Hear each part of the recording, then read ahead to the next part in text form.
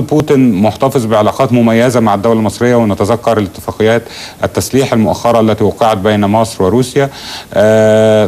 يبقى بس ان احنا نتفهم انه لا علاقة دائمة، يعني لازم نفهم ده كويس قوي، وان لازم نحط الاطار في اعتبار العلاقات المصلحية، مصلحة الدول تتقدم على كل ما عداها.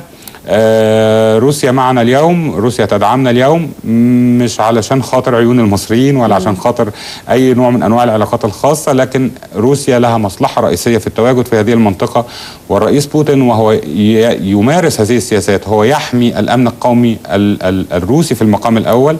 وجود منطقة هشة أو منطقة ضعيفة أو فقدان السيطرة على الدول أو تفكك الدول في جنوب روسيا يهدد بانتقال هذه الجماعات الإرهابية إلى بلاد القوقاز، يهدد بانتقال هذه الجماعات الإرهابية إلى الداخل الروسي، ومن ثم كان التواجد الفعال للرئيس بوتين على الساحة. أنا بشكرك شكرا جزيلا أستاذ أحمد ناجي قمحة، رئيس وحدة بحوث الرأي العام بالأهرام للدراسات. أشكرك. شكرا أستاذ رانيا. وبشكركم مشاهدينا. والحقيقة إذا كانت هناك العديد من الزعماء والشخصيات العامة توجت كأفضل هذه الشخصيات عام 2015، لكن يبقى كل جندي قدم تضحيات كثيرة على أرض مصر يعطي لنا يوما آخر من البقاء. هو هذه الشخصية ستظل هي شخصية عام 2015 والأعوام القادمة والأعوام أيضا السابقة، لأنه بقدر التضحيات التي قدموها بقدر ما بقوا أو يعني أعطونا يوما آخر من البقاء لكي نحيا ونظل موجودين حتى نستقبل 2016. كل سنة وأنتم دايما طيبين ومصر دايما بخير، وإن شاء الله نشوفكم الأسبوع القادم بقى في 2016. يا رب مصر دايما بخير وتحيا مصر.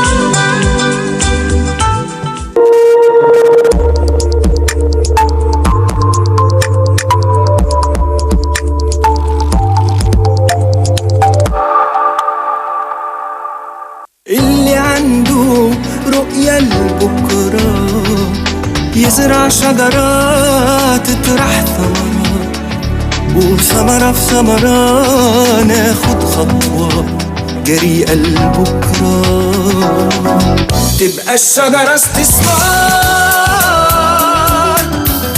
استثمار يعني عمار، يعني نفكر أكتر وأكتر، يعني ولادك يطلعوا أشطر، يعني الدنيا تكمل خير. استثمار كده يعني أمان، نقدر نعلى كمان وكمان. استثمار يعني عمار،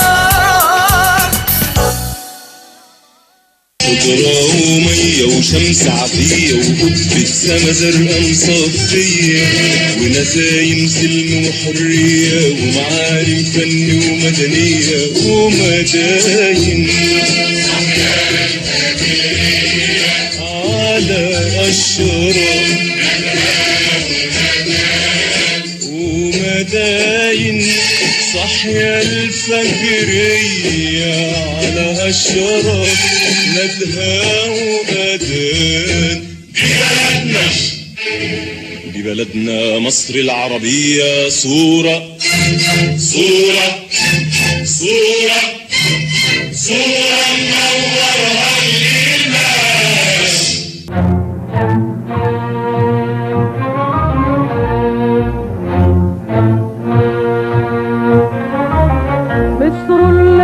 في خاطري وفي فمي أحبها من كل روح ودمي. مصر التي في خاطري وفي فمي أحبها من كل روح ودمي. يا ليت كل مؤمن بعزها يحبها حبي لها بل الحمى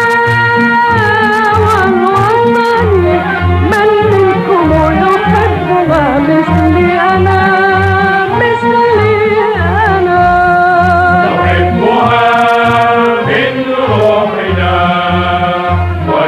ونفتديها بالعزيز الأكرم من عمرنا وجهدنا من عمرنا وجهدنا. عيشوا كراما تحت ظل العالم تحيا لنا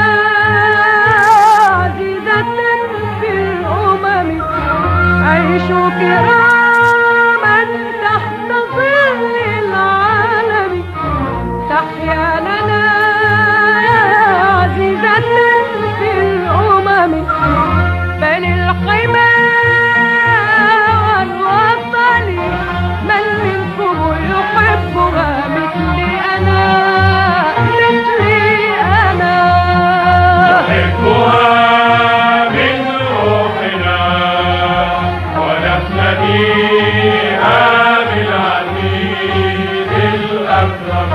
صبرنا وعزمنا من صبرنا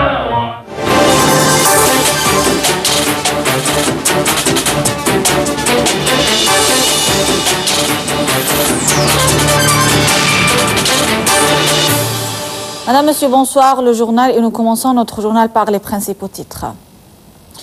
Le président Assisi adresse félicitations aux pays du monde à l'occasion de Noël et émet ses vœux de voir régner la paix dans les pays du monde entier.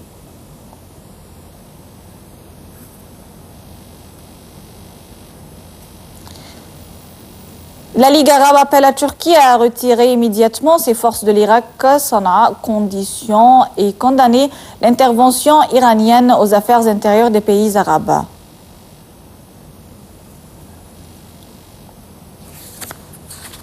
Le ministre russe des Affaires étrangères, Sergei Lavrov, affiche un différend de base entre la Russie et le Qatar sur la légitimité du président Assad. L'opposition.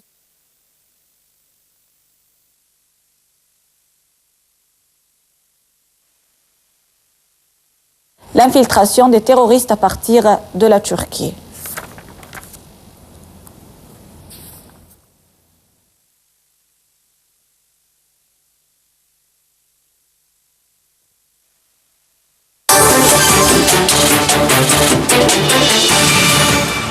Le président Abdel Fattah al-Sisi a envoyé des messages de vœux aux rois, présidents et princes des pays du monde à l'occasion du Noël, tout en leur souhaitant bonheur et santé à leur peuple, plus de progrès et de prospérité. Des délégués du président assisteront aux festivités des communautés catholiques célébrant la fête. D'autre part, le président al-Sisi a présenté ses sincères vœux aux catholiques égyptiens célébrant Noël. Le chef de l'État a mis en relief la naissance du Christ et de la Vierge, confirmant la valeur de l'amitié, de la tolérance qui doivent dominer le monde et unir les peuples dans le cadre de la coopération constructive et de l'action sérieuse pour le progrès de l'humanité.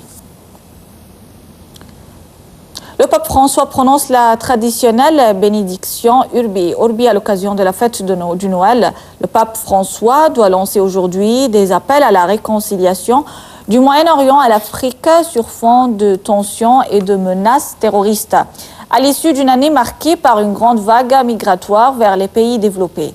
Les guerres en Syrie et en Irak, les nombreux conflits civils en Afrique, les menaces à l'environnement, le respect des immigrés qui fuient leur pays par mer ou par terre, tous ces thèmes devraient être abordés par François dans cette exhortation.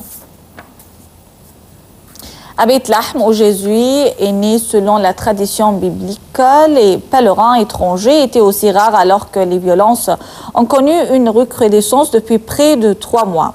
Dans son homélie prononcée lors de la messe de minuit à laquelle assistait le président palestinien Mahmoud Abbas, le patriarche latin de Jérusalem, Fouad Tawal, a largement évoqué le conflit au Proche-Orient. Nous songeons aux maisons démolies à Jérusalem et en Palestine, aux terrains expropriés et aux hommes touchés par une punition collective, a-t-il dit alors qu'Israël a repris les démolitions de maisons de Palestiniens accusés d'avoir mené des attaques anti-israéliennes. Au milieu des invocations pour faire régner la paix et la sûreté en Syrie, les chrétiens syriens s'apprêtent à célébrer la fête de la nativité du Christ avec des aspects humbles et modestes, et ce au milieu des appréhensions d'une éventuelle montée de la tension. Par ailleurs, en Irak, la même scène se répète où les citoyens sont terrorisés par le groupe Daesh. Les festivités ont été bien restreintes. Dans la capitale Bagdad, les feux d'artifice ont éclairé le ciel du fleuve Degla, où a été installé un arabe de sapines dans le parc d'Al-Zora'a. Au Liban, des festivités de Noël ont un goût un peu spécial. Les cieux de la ville de Jebel ont été éclaircis par une gigantesque arabe de sapins électroludés la même de l'année dernière et ont été apparus dans le Wall Street Journal. Il s'agit d'un arabe de 35 mètres de hauteur et de 14 mètres de largeur, devant lequel se sont rassemblées plus d'une centaine de personnes qui ont organisé un chorus formidable duquel se sont réjouis les hôtes.